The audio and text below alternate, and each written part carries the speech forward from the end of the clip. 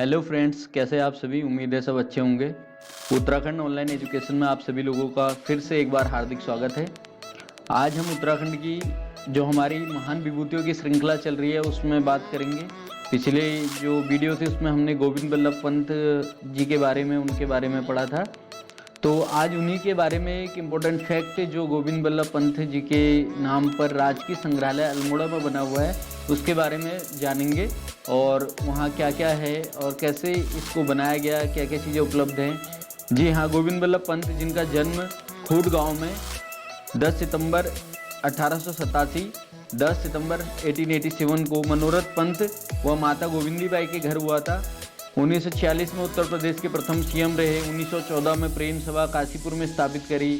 1955 में गृह मंत्री रहे। 1957 में भारत रत्न प्राप्त हुआ और 1961 में ये पक्षाघात के कारण इनकी मृत्यु हो गई। तो ये भारत के एक रत्न को हमने 1961 में खो दिया। उत्तराखंड के एकमात्र ऐसे व्यक्ति हैं जिन्हें भारत रत्न प्राप्त हुआ है। तो उनके नाम पर अल्मोड़ा में, अल्मोड़ा क्योंकि इनका गृह आवास था, घर था खूड गांव, तो वहां पर राजकीय संग्रहालय की एक स्थापना की गई। इसके बारे में देखेंगे।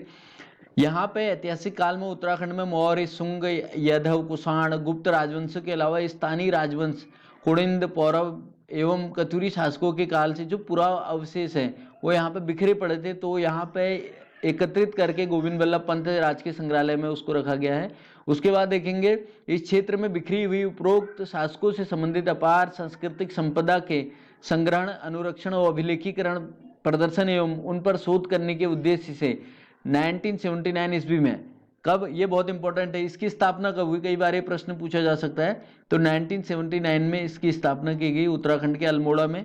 पंडित गोविंद बल्लभ पंत राजकीय संग्रहालय की स्थापना कब हुई? 1979 में। ये पेपर में पूछा जा सकता है और फैक्ट के रूप में पूछा जा सकता है। और क्या रखा गया है यहाँ पे? मौर्य, शुंग, यादव, कुषाण व गुप्त राजवंश की जितनी भी मुद्राएं हैं उनसे जुड़े हुए जो भी संबंधित पुरावशेष है उसको यहाँ पर रखा गया है। तो अगले देखते हैं फैक्ट की ओर।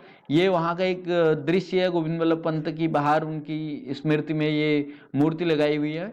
तो अगला फैक्ट है, वर्तमान में संग्रहालय में उत्तराखंड तथा उससे लगे हुए विभिन्न क्षेत्रों के 3000 से भी अधिक महत्वपूर्ण कलाकृतियों का संग्रह है। जो उत्तराखंड और उत्तराखंडी नहीं, उससे जुड़े हुए जो भी क्षेत्र हैं उत्तराखंड में, कुमाऊं, गढ़वाल, जौनसार या कुछ हिमालय से जुड़ी हुई जो भी हमारी प्राकृतिक संपदाएं हैं, जो हमारी कलाकृतियां हैं संजो के, उसको वहां पे रखा गया है। अगले फैक्ट में देखेंगे, संग्रहालय में कुमाऊं मंडल के विभिन्न धार्मिक व मांगलिक अवसरों पर निर्मित की जाने वाली अल्पनाएं, ऐपण को आकर्षित ढंग से प्रदर्शित किया जाता है। जी हाँ, कुमाऊं में या उत्तराखंड में ऐपण गल के नाम से कौन फेमस है, या आप कमेंट करेंगे। चलो बता देता हूँ, मीनाक्षी खाती है रामनगर की, जो ऐपण गल के नाम से फेमस है। वो कुमाऊं में जहाँ भी शुभ कार्यों में गेरू व चावल के आटे के बिस्वारा से जो बनाया जाता था घरों में ऐपण, वो जो कलाकृतियां हैं उनको सजाया गया है। इसके अतिरिक्त ज्योतिपट, यानी देवी पूजा के लिए ज्योतिपट, नंदापट, नंदा देवी जो चंद राजवंश की कुल देवी थी, उनकी स्थानीय देवी के लिए नंदापट, ज्योतिपट जो देवी पूजा के लिए, आदि लोक कलाओं को प्रदर्शित यहाँ पे किया गया है। कहाँ पे? गोविंद बल्लभ पंत राजकीय संग्रहालय अल्मोड़ा में ये सब रखे गए हैं। अगले फैक्ट की ओर देखते हैं। ये द्वार है वहां का गोविंद बल्लभ पंत संग्रहालय का। अगला फैक्ट है हमारा, हस्तशिल्प के रूप में ग्रामीण क्षेत्रों में दैनिक प्रयोग में लिए जाने वाले बांस या रिंगाल से निर्मित मोष्टा, डाले, कंडी, सूप और टोकरी, यहाँ पे इनका वो किया जाता है। हस्तशिल्प जो भी निर्मित है ग्रामीण क्षेत्रों में, जो मोष्टा से बनाए जाते हैं, जो रिंगाल और बांस से बनाए जाते हैं, उसमें मोष्टा है, डाली है, जैसे ये है, ये डाली है, ठीक है, ये झाड़ू है, ये भी झाड़ू है, ये कंडी है जो इधर उधर ले जाने के लिए काम आती है, ये टोकरियां हैं। तो ये जो है ये भी यहाँ पे प्रदर्शित की गई है, ठीक है। अगले फैक्ट्री की होता है, स्थानीय वाद्य यंत्रों के रूप में ढोल, दमाऊ, नगाड़ा, हुड़का, रणसिंगा, तुरी और नागफनी भी यहाँ पे प्रदर्शित की गई है। यहाँ पे जो कुमाऊं के, गढ़वाल की जो भी स्थानीय लोक कलाएं होती थी उसमें ढोल है, दमुआ है, नगाड़ा है, हुड़का है, तुरी है, नागफनी है, रणसिंग है। अब जैसे आपको चित्र में दिखाया जा रहा है, ये हमारा रणसिंगा है, ये ढोल है, ये दमाऊ है जो बजाया जा रहा है, ये दो ढोल हैं। तो ये वाद्य यंत्र भी वहां पर प्रदर्शनी में लगाए गए हैं या इनको भी प्रदर्शित किया गया है। तो अगले फैक्ट की ओर देखते हैं।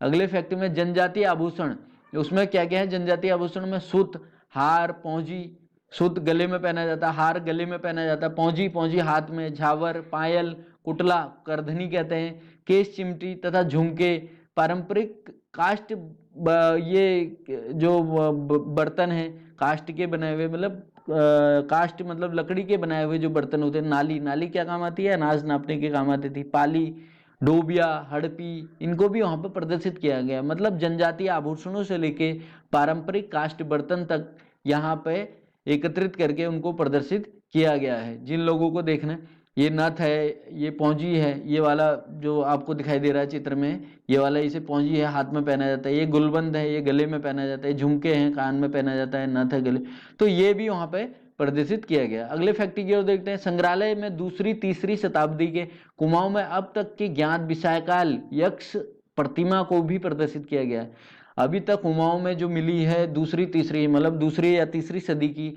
जो अब तक कुमाऊं में सबसे विशाल प्रतिमा यक्ष प्रतिमा मिली है यक्ष की, तो उसको भी यहाँ पे प्रदर्शित किया गया है।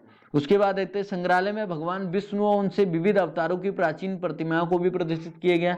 संग्रहालय में जो भगवान विष्णु की प्रतिमाएं हैं अलग अलग जगहों से अलग अलग अवतारों में जो मिली हुई है वहां पे प्रदर्शित की गई है।